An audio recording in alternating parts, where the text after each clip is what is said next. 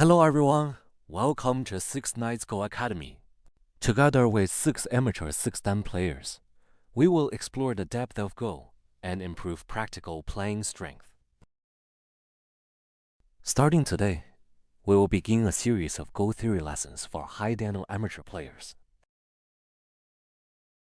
What is Go theory? Go theory is about judging and choosing the value on the board, stone efficiency, and the direction of fighting. Different choices will lead to completely different positions. Does that sound a little abstract? I will use a few examples to help everyone understand what Go theory is, and, during the process of playing, how we should apply Go theory. First, look at the current board position. White approaches the lower right corner. Black has many possible choices. Black has the one-space pincer Joseki at A and the press Joseki at B. The star kick Joseki at C and the knight's move at D will lead to different positions. Let's look at them one by one. First, Black plays the low one-space pincer. Then we get one of the most common Joseki. At this moment, White plays the 3-3 point and makes an exchange. Please remember this shape. We will compare it later. Now let us look at Black choosing the star kick Joseki. It will roughly become this kind of position. For example, at this moment White attacks with a knight's move. Now Black will maneuver and make life around the lower left area. Please also remember this position. Now let's look at the next one. Black uses the knight's move. White naturally uses the most popular Joseki, attach at the corner and double hang. At this moment, Black can either connect or block downward. To make use of Black's lower side stone, Black may block downward, and this also forms a local Joseki. At this moment, White can atari, or White can cut. Let us look at the most common Joseki, where White cuts. White enters the corner, and then Black gives atari. Now White has the two-space extension at A, or the PP at B, and other choices like these. Now let us look at the last one. If Black chooses to press, White hangs, attaches at a corner, and then connects. This is also a common Joseki. At this moment, Black needs to handle this lower side stone. For example, Black jumps out.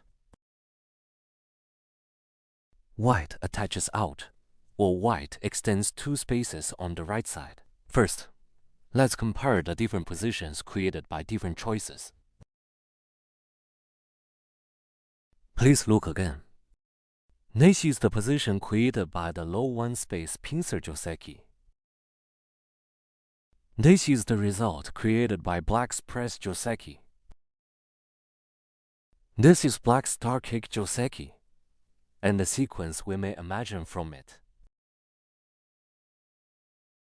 This is its playing process. This is the position that may arise from Black's knight's move. This is the final shape that may form if Black uses the press Joseki. After looking at the different directions of play created by these different Joseki, let's return to Go theory.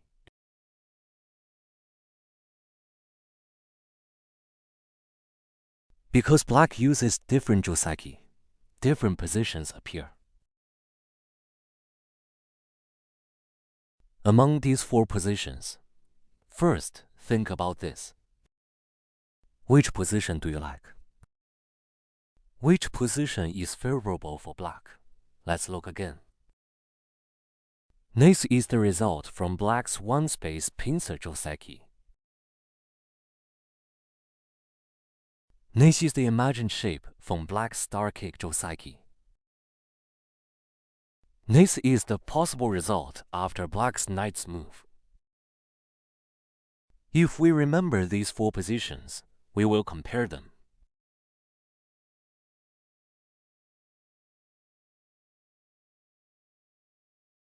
Because in each position, black's gains and white's gains are different. Now we have seen four imagined shapes. If you were black, think about this. Among the four Joseki, A, B, C, and D, which one would you choose? What we need to say is this.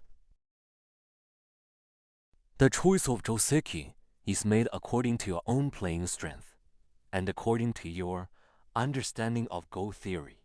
If you are a lower dan player, using the one-space pincer is a very natural idea. For example, if white now plays the 3-2-3 point and makes an exchange, this is one of the most popular Joseki. Is black satisfied with this result? Actually, black is satisfied. Because now white has two low third-line stones on the right side, and their stone efficiency is not high. At this moment, black has taken the last big point at C. If black is satisfied, then we know at this moment white must be dissatisfied with this result because white has noticed the low stone on the right side.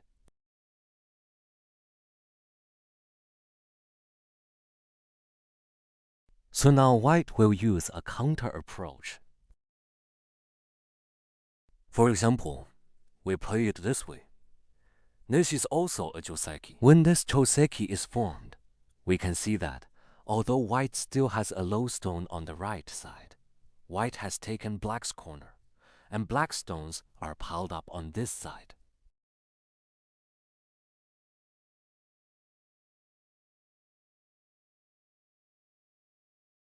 All of black's stones are piled up below, so their stone efficiency is not high. In the previous Joseki, black's marked stone was in this position.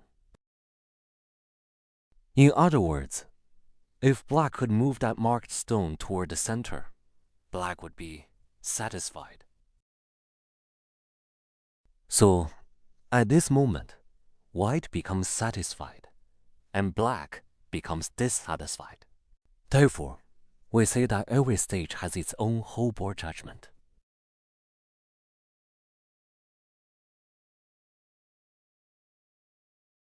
If you are a fox, go 4 dan or 5 dan. At this moment, the one-space pincer is a playable choice. If the game reaches this position, black is completely satisfied. But if your opponent is stronger than fox, go 4 dan or 5 dan, for example 7 dan or 8 dan, then the opponent will not play the 3-2-3 point. Instead, white will use the counter approach technique.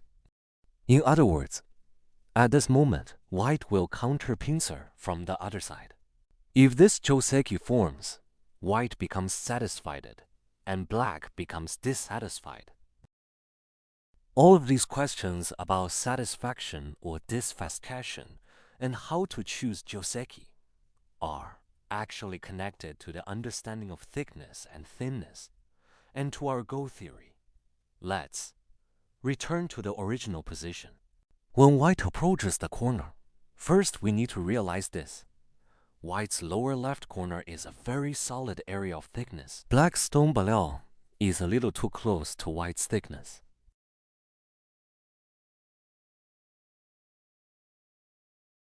So for black, choosing the one-space pincer at A while also taking care of the lower side, stone, is a very natural way of thinking. However, as your playing strength improves, and as your value judgment improves, this is not the best choice. At this moment, black's best choice is to kick at C. Why? Besides thickness and thinness, we also need to look at value. Let's look. At this moment, this area has the smallest value in the current position, because it is facing white's outside influence. In other words, on the lower side, generally speaking, black will not run into white's thickness, and white will not extend two spaces from the thickness either.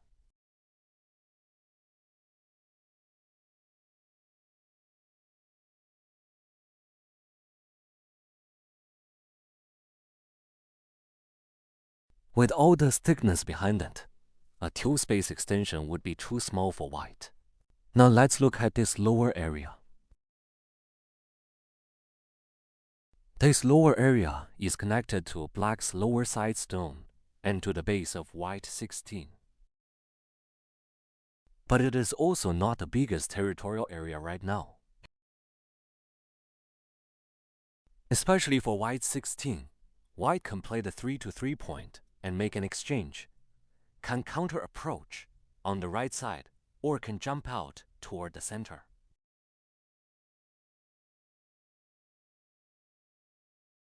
Actually, in this position, the biggest area is this corner. This corner has the greatest value. Look, on this side, there are only about 4 points, and on this side, basically also about 4 points. But corner territory is naturally the largest. So at this moment, black choosing the star kick Joseki is the correct choice. Black kicks, then jumps. When white extends two spaces, black extends. Now black has fully occupied the lower right corner. This is the largest area of territory. Now we can see that the area black has occupied is much larger than white's two-space extension below. And at the same time, black is also putting some pressure on white's side stone. Some students may ask, at this moment, if white attacks the lower side stone, will black be in danger?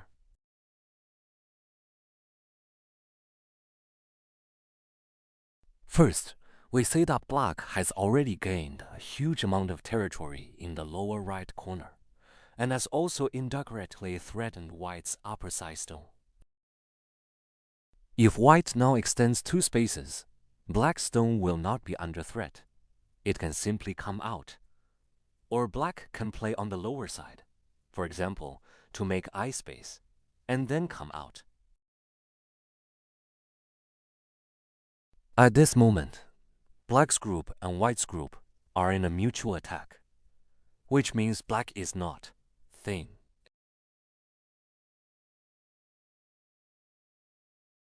If white takes Sente to attack on the lower side, black's stone is not difficult to handle.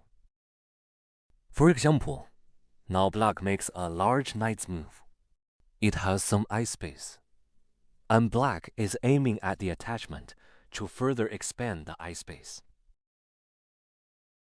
So at this moment, white pushes up to secure the corner territory and does not give black a base. Now, whether black attaches, continues to expand eye space, or directly jumps out, this group is not difficult to handle. And when white handles this stone, for example, when white handles the right side stone, black also gets the largest big point on the upper side. Our choice is judged according to thickness, thinness, and value. Let's summarize black's Joseki choice here. First, black sees white's thickness in the lower left, so the value on the lower side becomes small. The corner and the right side are open, so black now kicks. Whether black jumps or makes a knight's move, the resulting positions are similar.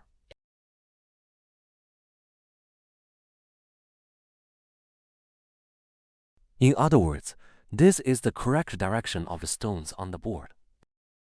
Of course, when choosing the star kick Joseki, you must be confident about settling this. Lower side stone, or at least have a plan and preparation in your mind.